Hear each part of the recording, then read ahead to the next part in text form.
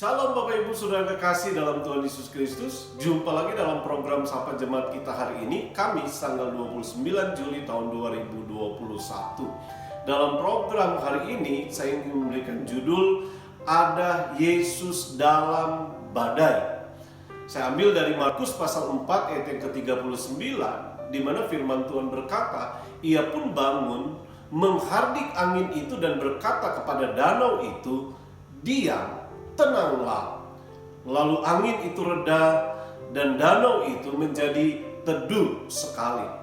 Sebelumnya dikisahkan dalam perikop ini bahwa mereka membawa Yesus dalam perjalanan mereka mengarungi danau Galilea untuk menuju ke seberang. Tapi saat di tengah perjalanan terjadi angin ribut, terjadi angin badai yang kemudian mengombang-ambingkan perahu yang mereka tumpangi pada saat itu. Mereka mencoba berusaha untuk menyelamatkan diri, tapi usaha mereka sia-sia. Dan kemudian pada saat itu mereka mulai putus asa dan mereka kemudian membangunkan Yesus. Mereka merasa bahwa Yesus tidak peduli, padahal mereka mau tenggelam, mau binasa, kata murid-muridnya. Nah, Bapak Ibu Saudara kekasih dalam Tuhan, benarkah Yesus tidak peduli? Atau jangan-jangan justru murid-muridnya tidak peduli dengan Yesus?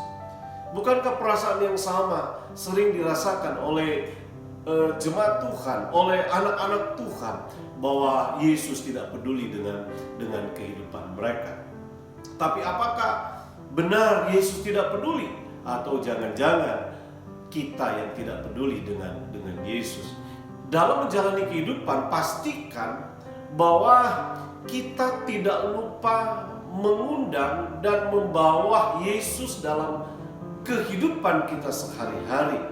Saat teduh dan mezbah doa yang kita bangun setiap pagi sebelum kita memulai hari kita, itu adalah cara kita mengundang Yesus dan membawa Yesus di dalam kehidupan kita.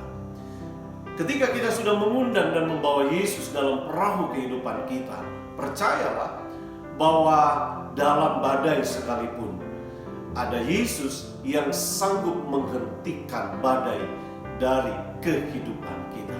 Masalahnya sekarang adalah, apakah kita percaya atau tidak? Dalam ayat yang ke-40 di perikop ini, Yesus menegur dengan keras murid-muridnya dengan berkata, mengapa kamu begitu takut? Mengapa kamu tidak percaya? Saat Tuhan mengizinkan angin dan taufan melanda perahu mereka, saat itu mereka berpikir bahwa mereka akan binasa. Bukankah ada Yesus yang bersama dengan mereka dalam perahu itu? Dan sesungguhnya sudah banyak Yesus membuat mujizat di depan mata mereka. Kenapa mereka berpikir akan binasa? Dalam kehidupan kita, terkadang kita juga mungkin merasa atau kita berpikir seperti murid-murid Tuhan Yesus. Saat Tuhan izinkan badai, apapun bentuknya, mungkin itu sakit, masalah ekonomi, atau apapun itu, maka kemudian kita langsung berpikir dan berkata, aduh, mati aku. Padahal saudara percaya bahwa ada Yesus yang bersama dengan saudara. Kalau itu yang terjadi kepada saudara hari ini, seperti kepada murid-muridnya, Yesus juga ingin berkata kepada kita, mengapa kamu begitu takut? Mengapa kamu tidak percaya? Kalau angin ribut di danau Galilea, Yesus bisa buat menjadi reda dan teduh sekali.